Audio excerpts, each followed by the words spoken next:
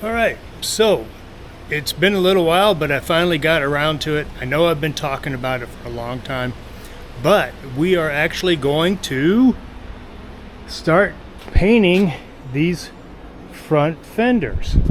And the story with this is that I had somebody paint this for me about 12 years ago, and I told them, I says, I'm planning on flipping this vehicle and I need a decent paint job. Even if I have to pay more, I want a decent paint job. Well, I didn't get a decent paint job, and I ended up having to redo it myself. And I got to the point where I stripped the fenders, and then I ran out of time and wasn't able to get back to it for years. So we're going to be pulling this apart, and I don't know if you can see this or not, but you should be able to. Yeah, I got some kind of contamination on the front valance here, and paint started to peel up, started to separate. I've got it all through here, and even in this area here. So I'm going to have to redo this also, and I'm just wondering, am I going to have to take the headlight buckets out or not? Because I don't think I attached the front fenders through the valance. So let me see over here. Nope, that one's got one right there. Okay, so I'm going to have to at least take this bucket out. And if I'm going to do that, I might as well take the whole thing out and redo it and make it easier on myself. But I've got 2 quarts of high build primer, and this stuff is thick. I mean, it goes on almost like pudding, and you definitely need to wet sand it down to get it smooth. But that's exactly what we're going to need when it comes to the rust pitting on these. And we've also got another trick that I'm going to try to use. I've got this water pressure washer attachment that allows me to sandblast. So I'm going to try this out. I've got a sandblaster, but it's a cheapie. It's over there in the corner, and I'm going to try to use the sand out of that, but I'm going to use the pressure washer to blow the sand on and to sand strip it, get as much of that rust off as I can, and that way I've got a good foundation to lay the primer. Alright, so I've got the bumper off right here. I believe that while I got this bumper off, I'm also going to add the front LED running lights like I did on the shop truck. I like the way these turned out. The problem is that these are flat and the bumper is rounded, so I'm going to have to contour, build it up a little bit so that this round becomes flat. And I don't want, if I mounted it just on the surface here, it would be pointing at the road. So I need to lift the bottom edge out so that it shoots further down the road. This is actually like baked on product. It was supposed to be silver, and the guy told me, he said, I don't think you're gonna like this silver because it doesn't stay silver very long. It turns gray as it oxidizes, and it did. So I can't blame him for it. But I'm going to scuff this down, do what I need to, and then I'm going to use the normal Rust-Oleum bed liner, the textured bed liner on that front and rear, and that way my bumpers will be done also. Okay, because this thing's getting real close to being presentable to where I can drive it every day. Alright, so we're making progress here. Got the front fenders pulled off, got the light buckets pulled out, front fenders are sitting over there. I'll get those set up so that I can try that pressure washer slash sand blaster working on there. Got that out of the way. Now I've got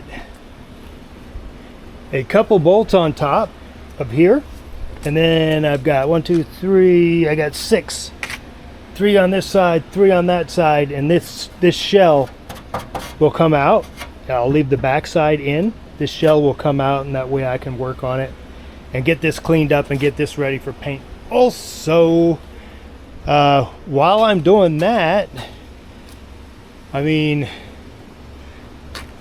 I'm questioning myself, should I pull these inner fender wells out too and paint them Loudon green also? I've got to take and pull this hood because I didn't have it aligned right and it chipped the paint. So I'm going to have to do this whole edge right here on this hood. I could maybe tape it off and spray it with it on there, but I'll probably pull the hood out, work on that, make sure it looks good, and then spray that also.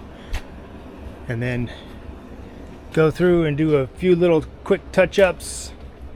Right here is the one that's rusting, but I don't want to paint this whole Jeep again. I want to get it up and running. All right, so hang in there. Look at that fantastic air conditioning job that somebody did.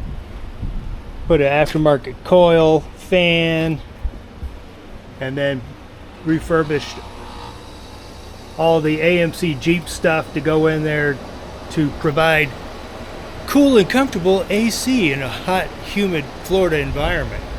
That's me. I did that. All right, hang in there.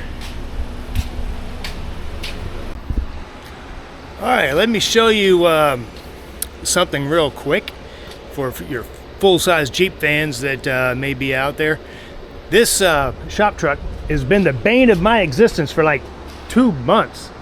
I've look at my other videos, you'll see that I've done a lot to it, and the last little issue that I've been having was the carburetor. It was starving for fuel, and I pulled the Street Demon carburetor apart. I'd already, when I bought it, I tuned it up, changed the power valves and stuff like that in it, or the needles, and it was running good for a little while, and then these have a reputation for the accelerator pump tube to come loose, and that the accelerator pump won't push fuel when you step on the accelerator. Well, I took it apart to check it out. That wasn't the case. Mine was in pretty good shape. However, I did secure both ends of that little tube so that in the future I wouldn't have to worry about it coming apart or leaking. So what I did is, it's good to know that you've got enough fuel pressure, right? Because it seemed like it was starving for fuel, or the float was sticking. So I have a Mighty Mite, a Holly Red Mighty Mite fuel pump, and I've actually got it on both of the vehicles, and they are a cheap version. I've run the red top Holly before, and it ran for years without an issue. Well, I monitored the fuel pressure, and sure enough, it would run at 3 psi, which is more than enough for a carburetor in most cases, and then it would actually drop down to 0. Basically running itself out of fuel, it would start to stumble, and then it would pick up again. So I knew that it either had to be the pickup in the tank or the pump. So I removed the feed from the tank and ran it off of a portable fuel tank set on top here, and it would run at 3.5 psi, and you know, that's because the tank was higher, at a higher level probably than the tank that's in the vehicle. But then again, after a period of time, a little bit of time, it would start running down to 0. So I know that it's not the fuel tank and the fuel tank pickup, it's the pump. So the little pump, it pumpity pumps for a little while, and then it just starts starving the vehicle for fuel. And it has done that for the last few months, but on short trips it really didn't leave me stranded. But now that I got that fuel pump, or that fuel gauge, it's pointing to and saying that the fuel pump is lying because it's not pushing fuel. So I'm in the process waiting on a red top fuel pump to come in. I'm going to replace the Mighty Mite, and if that fixes all my problems, I'll probably get a red top for the Cherokee too, and that way I won't have to worry about it. All right, just wanted you guys to know that, Lord willing, this will be the last thing I have to fuss over with this shop truck. All right, something else you guys might notice is I've got this shirt here that says I'll rest when I'm dead. I'm a retiree, so people are always telling me to slow down, but I'm not going to slow down. I'll rest when I'm dead. And if you want a shirt like this one, I'm going to go ahead and post the link, and you can find this shirt and some others on that site. All right, check it out. Like and subscribe, etc., etc.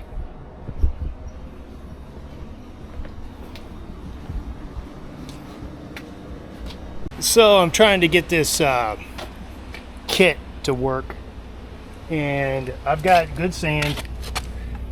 It's a little bit of clumps, but the clumps are not clogging anything in here. I can see a little bit of a Venturi effect, a very light amount, but I am not getting nearly enough abrasive out here to do anything. So I'm thinking about taking my little air pressure sandblaster, hooking pressure up to it, hooking the pressure washer sandblaster to the bottom, and see if the assist from the air pressure will create the Venturi effect, or assist the Venturi effect to get more sand and debris to go through the gun. So let me see if I can supercharge this thing or not. If not, I'm just going to have to use a wire brush and scuff it down and clean it up, use some navel jelly, etc., etc. So let me see if I can do this the easy way, and I'll let you know shortly. Oh my gosh, I actually figured it out. My Harbor Freight sandblaster, put air to it,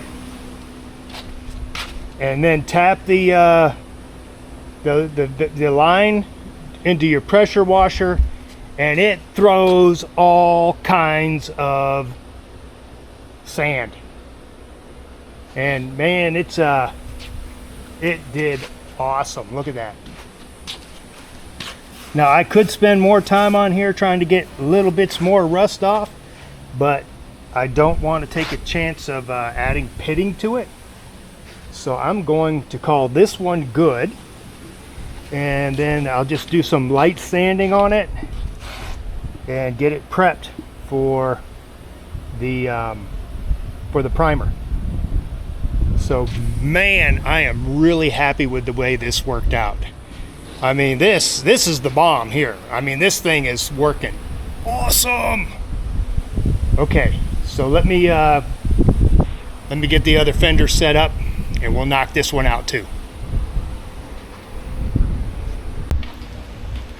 All right, so this is so cool. I mean, I couldn't be happier with the pressure washer slash sandblaster contraption that I put together. Go get yourself a Harbor Freight little container, 5-gallon sand container, turbocharge that pressure washer, and it kicks butt. It does take a lot of air, and I've got a 2-stage compressor, and it was not able to keep up. So there was a couple times that I had to slow down and wait for the tank to catch back up, because I noticed that the abrasive was not being pushed, and so I'd have to wait for the compressor to catch back up. But this is pretty awesome. So I am going to take an orbital grinder or sander, an orbital grinder slash sander to this and rough it up a little bit, and then I can take and see what kind of work I need to do to get this thing cleaned up. If I would need to patch some metal or if Bondo is going to be enough. All right, so hold in there and I'll take you to the next step.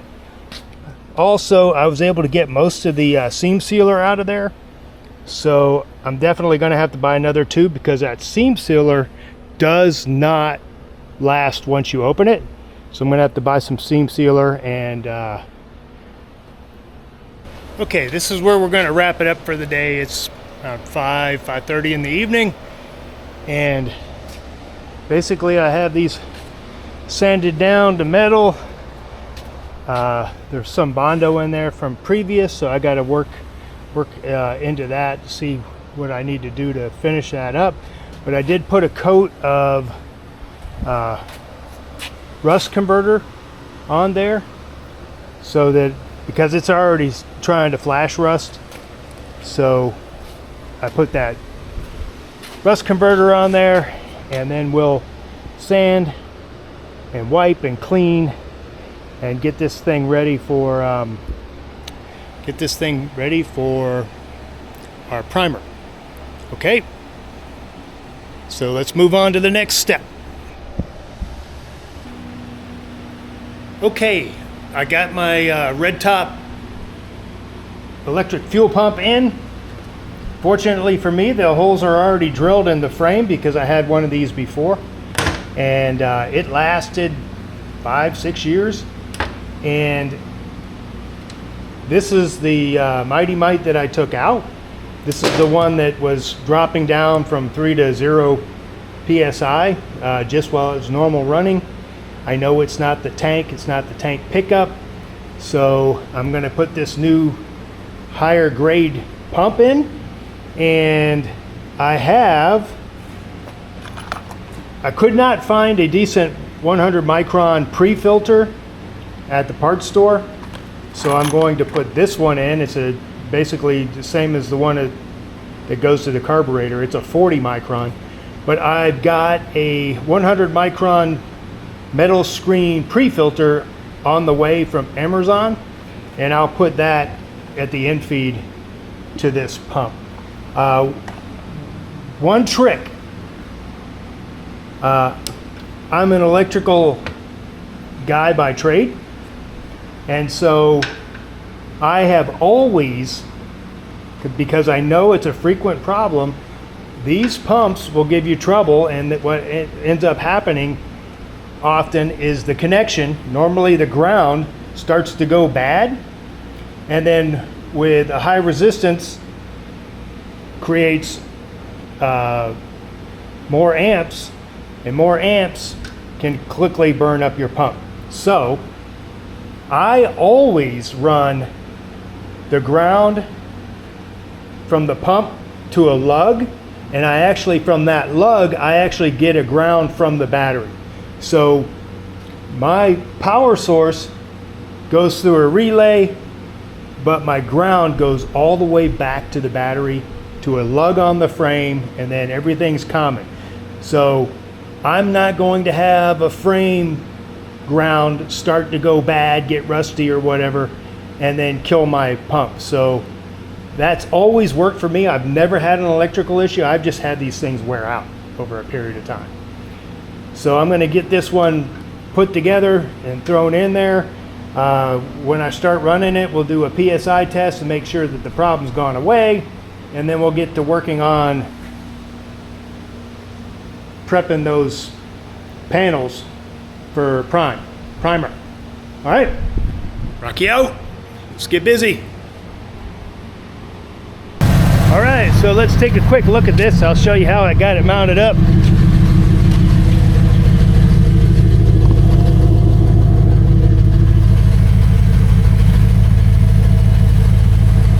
right, so that's the end lead from the tank. Almost horizontal, like it's what they're suggesting in the instructions. Hardwired, hot. Got ground stud, and the ground goes all the way back to the battery. So let's watch the fuel pressure gauge. Make sure it stays where it needs to be.